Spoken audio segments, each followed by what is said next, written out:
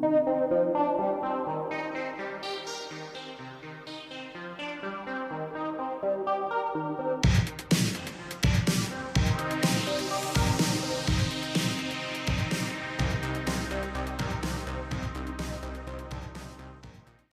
everyone, and welcome to episode 2 of the WatchRolling.com podcast, a veteran-owned podcast that focuses on watch collecting with the goal of helping veterans.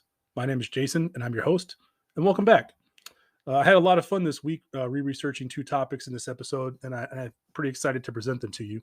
I re-researched them because the first topic, the Veterans Watchmakers Initiative, it's a watchmaking school, and I did a lengthy article on that on the blog. I'll link it in the show notes.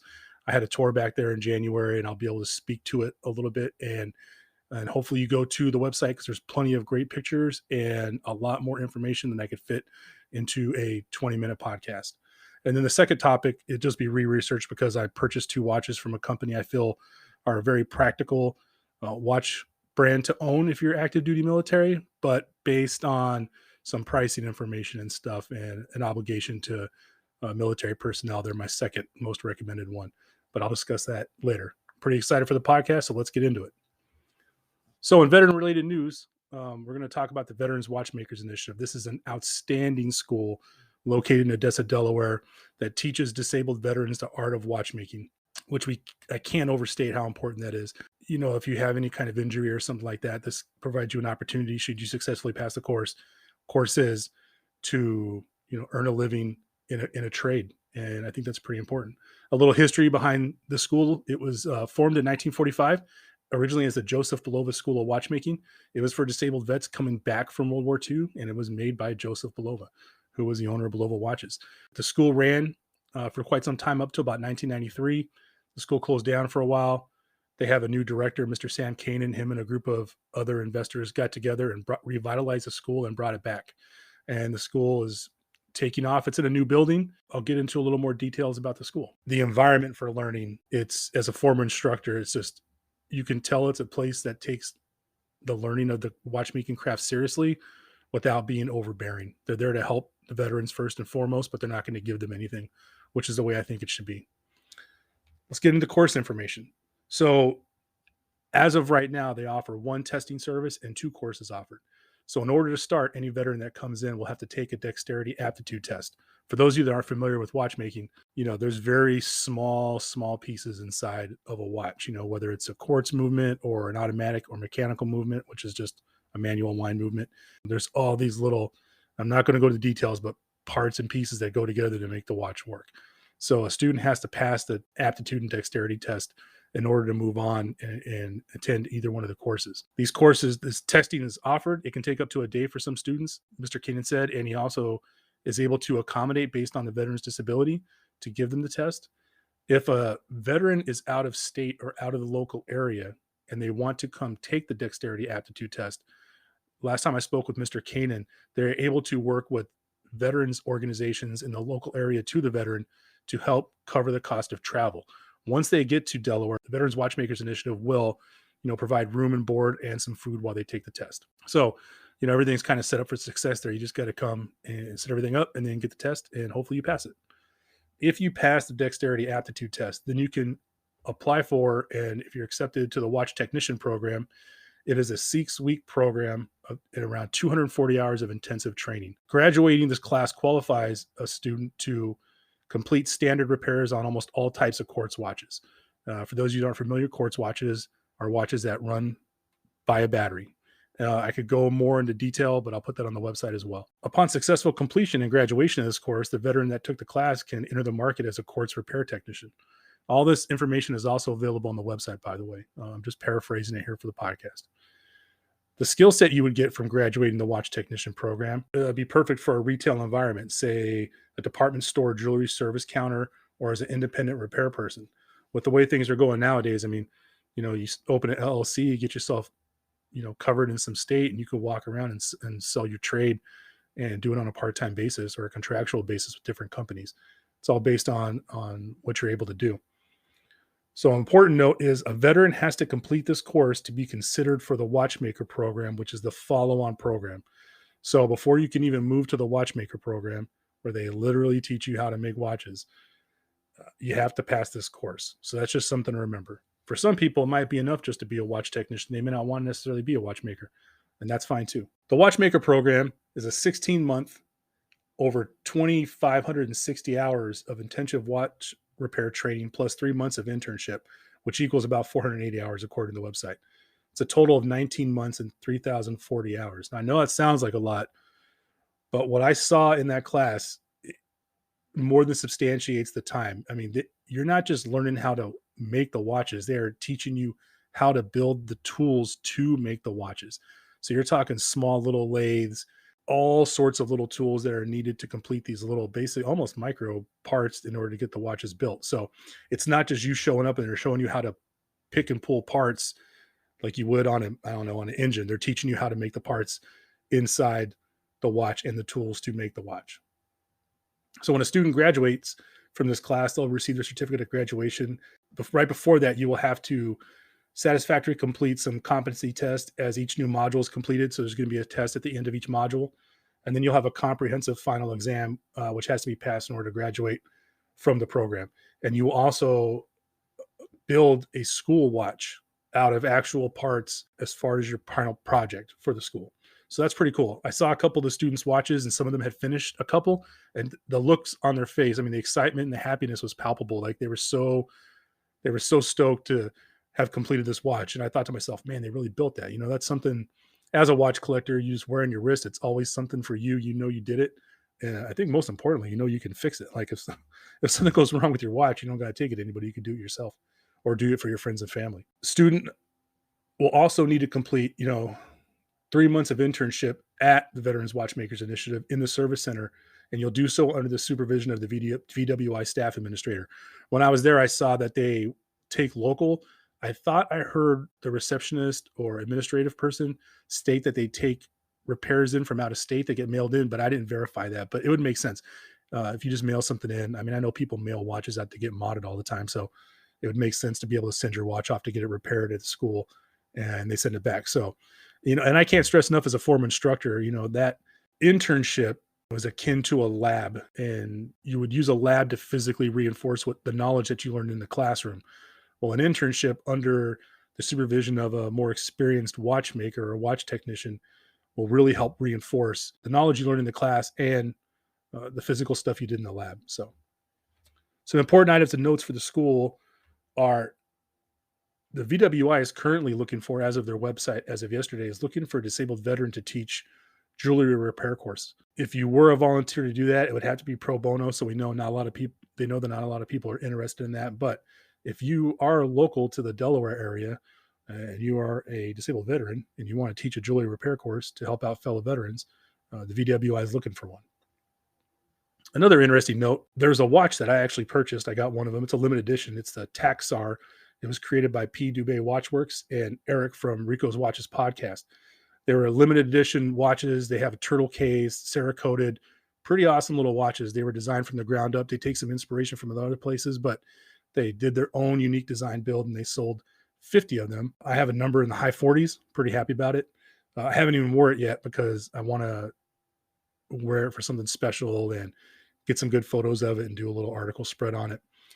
A percentage of the proceeds from those sales went to the Veterans Watchmakers Initiative. So nice little deal there. You get to make a watch, design something original, and donate to a school, and it goes back to the veterans. So I'll add all these links in the show notes and in a follow-on article on the website. I'll make sure to add links for the VWI's donation site as well as just their home site and the courses. And I'll add a link to P. Dubé's website and Rico's Watches podcast website. So you guys can check all those out. They're all worth a follow and all worth a look. The Taxar is sold out. P. Dubé Watchworks is selling a Titan release pretty soon. Pretty good looking watch. Pretty hefty. Slightly different design than the Taxar, but it looks pretty good. And I'm excited to see it come out. So all I can say about the VWI is, as a guy who admittedly cannot build anything, I have no mechanical skills whatsoever. I can understand theory. I can follow a diagram or a checklist. I feel like the VWI is a wonderful institution because it provides disabled veterans an option to actually belong to a trade and conduct a trade and learn a trade, and something that can, put food on the plate and give some kind of professional satisfaction, because I know that when I retired from the Navy, it was a struggle for a little while to find something that filled that niche. I used to have a lot of satisfaction from work, and it kind of went away when I retired. Thankfully, I've been able to find it again, but it would be nice to do that. I can't recommend the school enough. If you have anybody that you know that's a veteran, family, friend, I would point them that way. If they're able to donate the time, I can promise you that the VWI and their staff are more than able to donate their knowledge and support to get the veteran qualified as either a watch technician or a watchmaker. Again, I'll put the links in the show notes, and please go check out the school. And if you have a chance, donate. Every little bit helps. So on watch related news, I thought this was a funny topic. I'm going to do what's my second most practical watch band to own as an active duty military person. And people are going to say, why second most practical? Well, I mean, the first practical, and I think almost everyone would agree, the Casio G-Shock's the first most practical. It's brutally simple for me. They are super affordable. They are designed to be dropped and bashed around, and I have a certain responsibility to, newer military members or newer watch collectors. I can't good taste tell you to go out and spend a large chunk of money on something that you probably haven't handled yet. A G-Shock, I mean, you can go down to any store. If you're in the Navy, you can go to the Navy Exchange, or if you're in the military, you can go to the PX, look at one, feel it. And there's so many different options that you could find something you like, getting out the door $90 on average, and go take care of what you got to take care of, and that watch is going to work. But marathon watches are my second most practical watch band. And I'll cover a little bit of history first, and I'll go into why I like them. They're a pretty old brand. They were founded in 1904. They were originally called the Weinstrom Watch Company. They were renamed and rebranded as Marathon in 1939. They've been manufacturing mil-spec watches since 1941. So in some way, shape, or form, since World War II, Marathon has pumped out watches for the military under different mil-specs. And, come on, if you're not in the military, there's some kind of joke for us in the military when they say military grade. That's part of the reason why I appreciate Marathon. They just talk about mil-spec. They don't go around touting military grade. I always like it in certain like truck commercials and stuff when you hear military grade, and most of us are like, well, you're talking about the lowest bid, but I digress. Why do I like Marathon watches? Oh, I have two of them. So I'm talking from experience. I own two Marathon watches. One was a Grail piece, and another one was one my wife was so kind to gift me. And they're expertly crafted and ruggedly built. And the two pieces I own are so different, and different by design and what mission they're supposed to accomplish. But I really think each one of them could probably get ran over by a tank and live. I mean, maybe not a tank, maybe like a 2-ton truck or something, but they are very, very tough, and for different reasons. And so that's why I think if you have a little bit of money to spend, then by all means, check out Marathon. I'll discuss the two I have. I'll include links, and I'll put some photos of my personal watches on the website so you can check them out. And then I'll wrap it up with my thoughts on the watches in general. So the first one's the Marathon Pilot's Navigator. This is the one my wife got me. This thing is sweet. It's made out of a composite material.